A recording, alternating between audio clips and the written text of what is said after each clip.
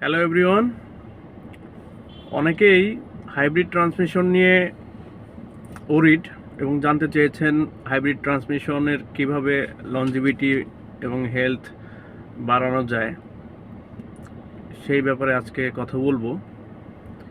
প্রথমেই hybrid transmission যে aggressive driving সেটা করা যাবে না। অ্যাগ্রেসিভ ড্রাইভিং আপনার ট্রান্সমিশন ইন্টারনাল যে পার্টসগুলো আছে সেই পার্টসের অনেক এরোশন তৈরি করে এবং ওভারহিটের কারণ।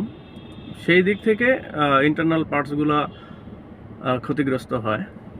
সেকেন্ড যে পয়েন্ট আছে সেটা হচ্ছে ম্যানুয়াল মোডে এক্সেসিভ গাড়ি চালানো।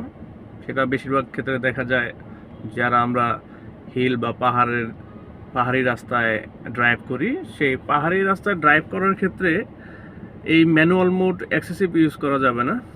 সো এই ক্ষেত্রেও ট্রান্সমিশন ক্ষতিগ্রস্ত হয়।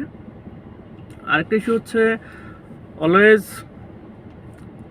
রেগুলারলি ট্রান্সমিশন ফ্লুইড রিপ্লেস করতে হবে। আর এটা ইউজার ম্যানুয়াল অনুযায়ী হচ্ছে 30,000 কিলোমিটার থেকে 60,000 কিলোমিটারের মধ্যে অবশ্যই ট্রান্সমিশন ফ্লুইড রিপ্লেস করতে হবে।